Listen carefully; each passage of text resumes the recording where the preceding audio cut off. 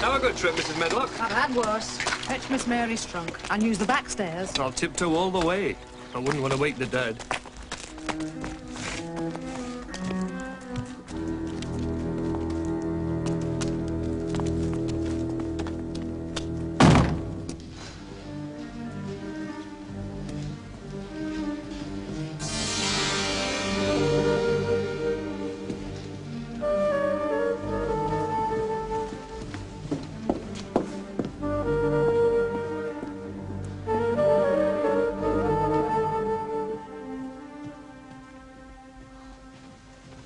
You're to take her directly to her rooms.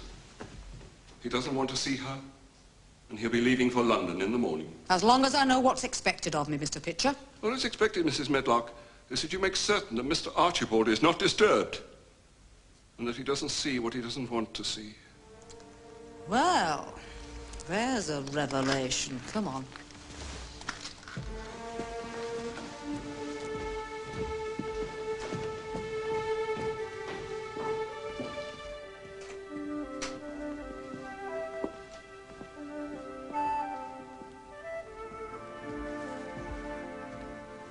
This is where you're going to live, Miss Mary.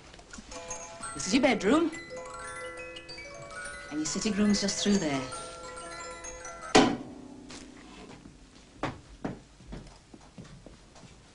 These rooms were especially prepared for you. Oh, what's here? Little supper's been laid out for you. You must be tired, so eat it and go to bed. Good night.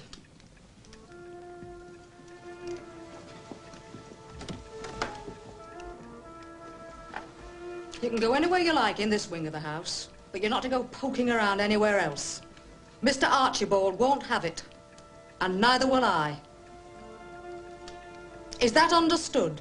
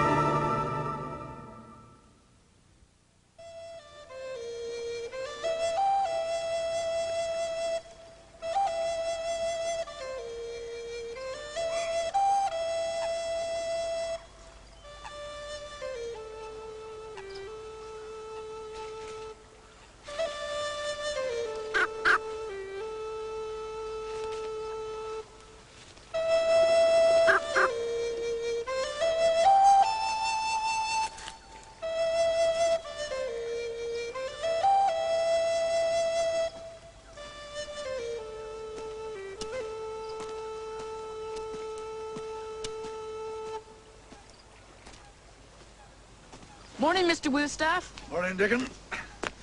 Wishing the day in with a song? Just saying hello to the morning. If you got a minute, I'll show you a trick I just learned. I've work waiting on me at the manor. Please? Guess the work will wait till I gets there. Take yourself elsewhere, Soot.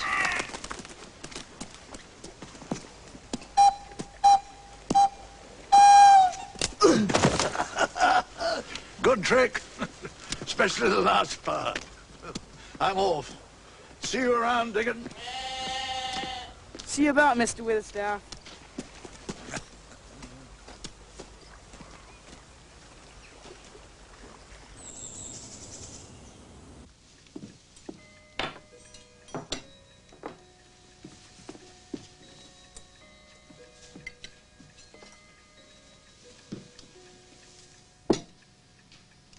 Morning, miss.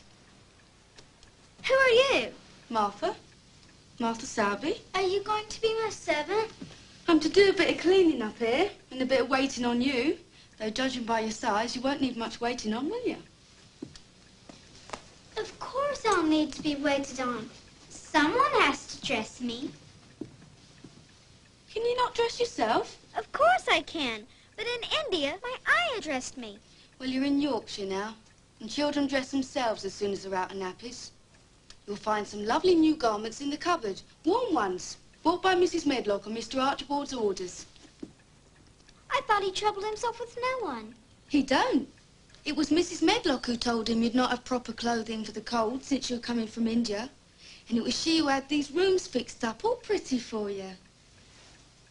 I know you was wore out from your journey, so I hope you had a good sleep. How could I sleep with all that crying and moaning? This is a haunted house, isn't it? It was the wind you heard withering across the moors. It often makes a mournful sound. You best eat your breakfast before it gets cold.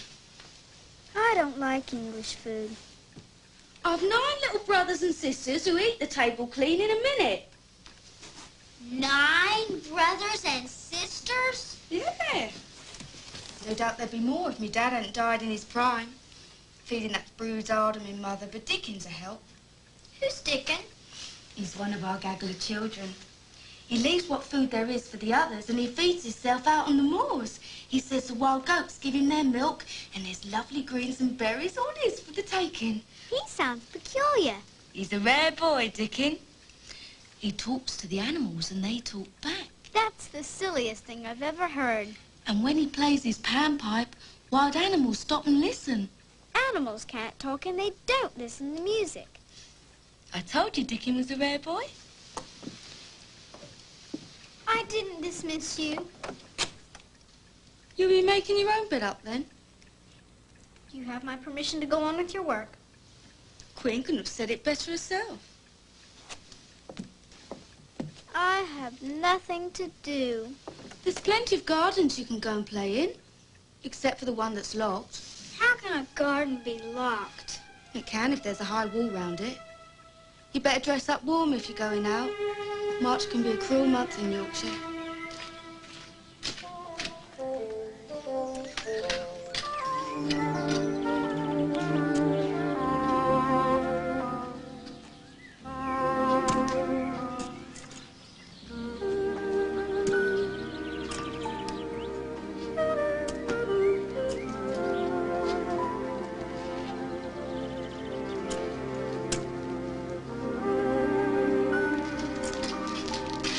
Doing?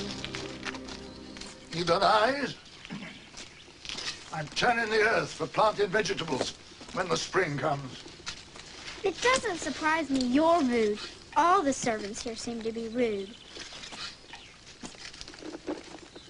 I take it you're the little wench just come from India. I'm not a little wench. I'm Mary Lennox. You may call me Miss Mary if you like. Where are the flower gardens? The other side. The north blooms at this time of year. Where's the locked-up garden? There's no door into it, so you can save yourself the trouble of looking. Of course there's a door. If there wasn't a door, it wouldn't be locked. Don't go poking your nose where it's no cause to go. I think everyone in Yorkshire's mad as a hatter.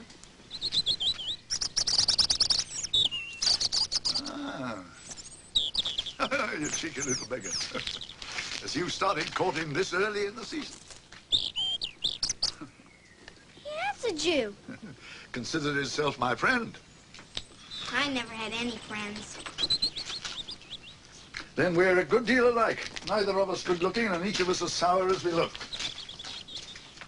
Do you think he'd mind being my friend, too? If you'll be my friend, I'll be yours. You said that as nice and human as Dickon talks to his wild creatures. You know Dickon? The very blackberries and heather bells, knows Dickon. The foxes show him where their cubs lies. The skylarks don't hide their nests from him. Off with you. I've work to do. I think I'll go look for the door into the locked garden. Yeah, well, all you'll find is brambles and thorns. We shall see, shan't we?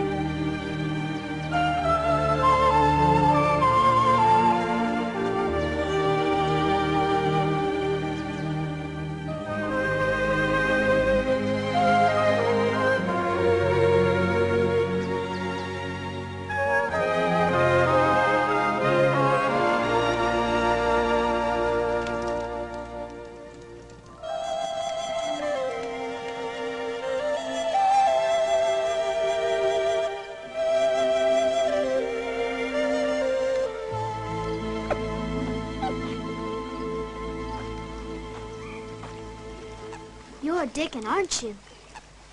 Aye. I was waiting for you, Miss Mary. How'd you know my name? And how'd you know I was going to be here when I didn't even know myself? Sometimes wishing makes things happen. The crow is Soot.